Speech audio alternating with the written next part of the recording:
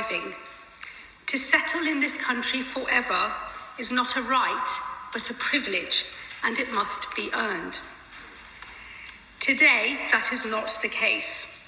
Settlement, or indefinite leave to remain, comes almost automatically after 5 years' residence in this country. At that point, a migrant gains access to many of the rights of a British citizen, including to benefits. As a result of the unprecedented levels of migration in recent years, 1.6 million are now forecast to settle between 2026 and 2030, with a peak of 450,000 in 2028. It's around 4 times higher than the recent average. That will now change. As this government announced in its immigration white paper, the starting point for settlement will move from 5 years to 10. To ensure this is earned, new criteria will be added, which will act as a disqualifying bar for those who do not meet them. Firstly, the applicant must have a clean criminal record. Secondly, they must speak English to A-level standard. Thirdly, they must have made sustained national insurance contributions. And finally, they must have no debt in this country.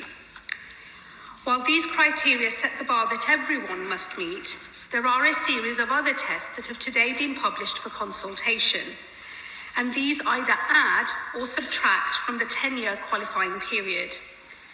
To recognise the particular value to society they play, the government proposes the following. Those who speak English to a degree level standard could qualify for a 9-year path to settlement. Those paying the higher rate of tax could qualify at 5 years, while those on the top rate could qualify after 3, the same as those on global talent visas. Those who work in a public service, including doctors, teachers, nurses, would qualify after 5 years, while those who volunteer, subject to this consultation, could qualify at between 5 and 7 years. Not subject to consultation, the partners of British citizens will continue to qualify at 5 years as today. And this is also true of British nationals overseas from Hong Kong, who will qualify at 5 years in honour of our unique responsibilities to them. All grants under the Windrush and EU settlement schemes also remain unchanged. While some will be able to qualify for settlement earlier than 10 years, others will be forced to wait longer. Once again, these are subject to consultation, but the government proposes that those who have received benefits for less than 12 months would not qualify for settlement until 15 years after arrival. For those who have claimed benefits for more than 12 months, that would rise to 20 years. To encourage the use of legal routes into this country, those who arrive illegally could see settlement take up to 30 years. As has already been set out, refugees on core protection will qualify for settlement after 20 years.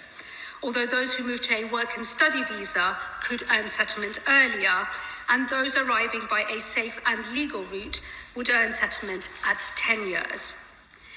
This consultation is open on some cohorts of special interest.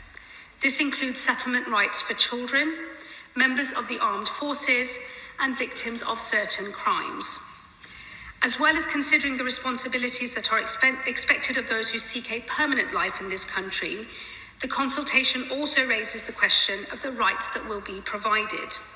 Specifically, it proposes that benefits might not be available to those who have settled status, reserving them instead for those who have earned British citizenship.